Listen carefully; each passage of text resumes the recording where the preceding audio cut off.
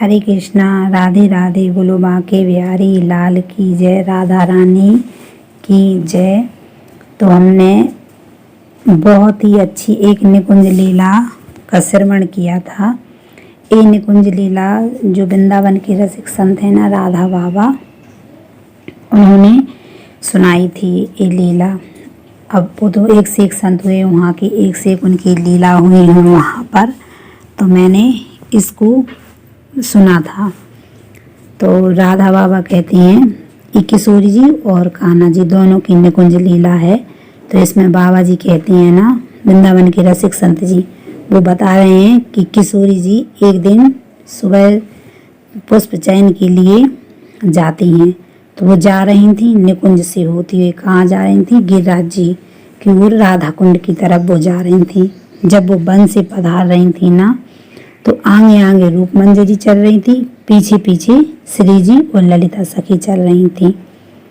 तो यमुना के किनारे जो पगडंडी है वहाँ पर श्री जी धीरे धीरे चल रही थी। चलते चलते श्री जी अचानक रुकती हैं। चलते चलते श्री जी अचानक थोड़ी रुकती हैं और रुक करके पीछे मुड़ के देखती हैं। ऐसा वो बार बार कर रही थी। फिर वो पीछे मुड़ के देख रही थी, फिर वो रुक जा रही थी, फिर भी पीछे मुड़ के देख रही थी, रुक जा रही थी। तो ललिता सखी कहती है कि प्रियाजू क्यों बार बार पीछे मुड़ के देख रही हो, क्या दिखाई दे रहा है क्या?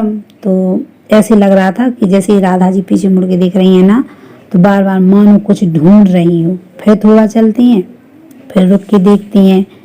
तो ललिता सखी इसी को देख करके कहती है कि क्या कह रही हो, क्या कर रही हो, बार बार पीछे मुड़ के क्यों देख रही हो किशोरी जी? तो किशोरी जी कहती हैं कि अरे ललिता सखी, मुझे ना श्याम सुंदर दिखाई दे रहे हो वहाँ पर।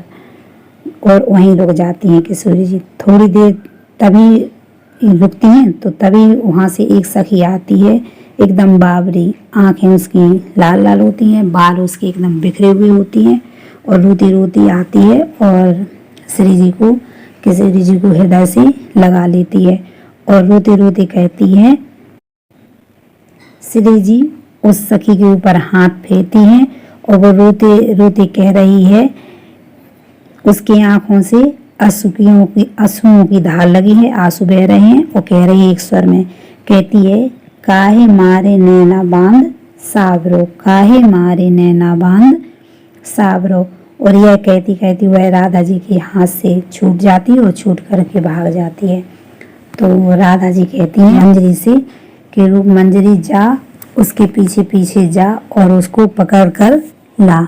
और रूप मंजरी उधर भागती है जिधर वो बाबरी होकर सखी भागी थी ना, तो रूप मंजरी उसके पीछे उधर भागते हैं। इधर राधा रानी श्याम सुंदर को देख रही हैं। देखो तो कदम की छाया में बंसी बजा रहे हैं, ऐसी कह रही हैं राधा रानी के। देखो तो श्याम सुंदर ना पीछे कदम के पीछे खड़े हुए बंसी बजा रही हैं। तभी ललिता सखी कहती है, अरे किशोरी जी तू बावरी हो गई है, कहाँ है? अरे अभी तो हम जा रहे हैं राधा कुंड, श्याम कुंड में, तेरी वहाँ पे श्याम जी वहाँ पे तेरी प्रतीक्षा कर रहे हैं। मतलब अभी हम राधा कुंड जा रहे हैं और वहाँ पे श्याम तुम्हारी प्रतीक्षा कर रहे हैं, तो वहीं पर वो मिलेंगे और जो कुछ तुम्हें कहना है हृदय की बात वहीं जा कर के आप बोल देना। ललिता सखी कहती है कि जो तुम्हारे मन में बात है ना वो वहीं जाके बोल देना। इतने में श्री जी का हृदय एकदम उतावला हो गया। वो इधर देखती हैं, उधर देखती हैं और फिर एक समय के लिए रुक जाती हैं और रुक करके अपने कानों पे हाथ रख के, दोनों कानों पे हाथ रख के वो बैठ जाती हैं। तभी ललिता सखी कहती है कि क्या हुआ है, क्यों ऐसी बैठी हो? तभी किशोरी जी कहती हैं कि मुझे ना, तो किशोरी जी कहती हैं ललिता सखी, मुझे ना कृष्ण की बंसी सुनाई दे रही है, उनकी बंसी की हमें धुन सुनाई दे रही है, इसलिए मैं दोनों कानों पे हाथ रख के बैठी हूँ।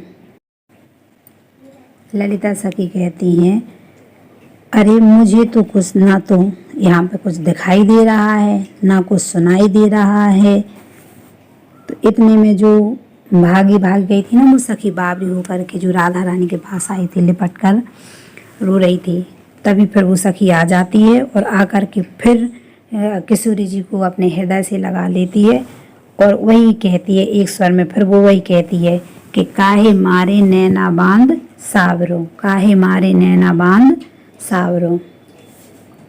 तो राधा जी के बोलती हूँ उस सखी से, बावरी सखी से कि सखी तुझे भी तो देखना उधर कदम के पेड़ के पीछे काना बंसी बजाते हुए दिखाई दे रहे हैं। तो वो भी सखी कहने लगती कि हाँ किशोरी जी, मुझे भी कदम के पेड़ के पीछे बंसी बजाते हुए दिखाई दे रहे हैं।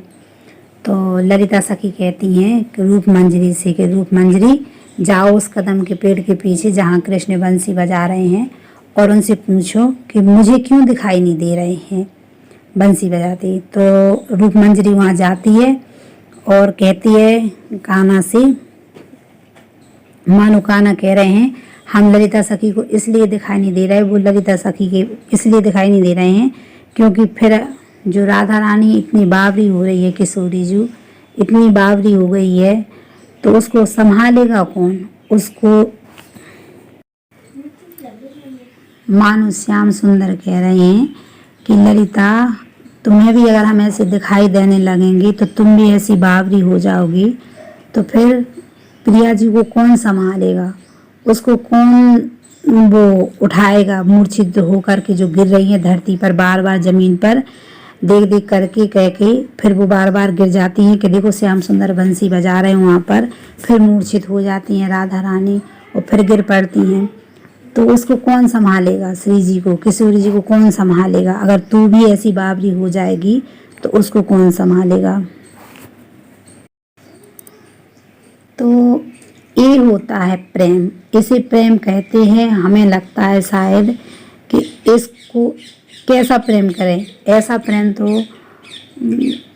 वर्णन नहीं किया जा सकता है। तो ऐसा है हमारी किशोरी जी और हमारे प्यारे जी का प्रेम, उनकी लीलाएं जो उन्होंने जो रसिक संतों के मुँह से सुनी हुई हैं। तो ऐसे है प्यारे और प्रीतम जी की निकुंज की लीला जो कि रसिक संतों द्वारा कही हुई है। तो आप सभी को ये हमारी निकुंज लीला कैसी लगी। अगर आपको अच्छी लगी तो ज़्यादा से ज़्यादा शेयर करना, क्योंकि इस निकुंज लीला का लाभ आप भी उठाएं और कृष्ण राधा रानी की भक्ति पाएं। हम यही चाहते हैं कि आज की जो पीढ़ी है ना, उसमें राधा कृष्ण की प्रभु की भक्ति होना ही चाहिए। इस भगवान की इस लीला को सुनकर के सभी का कल्याण हो, सभी का मंगलमय हो, ऐसी हमारी कामना है और ऐसी हमारे प्रभु से प्रार्थना है कि सभी का भला हो।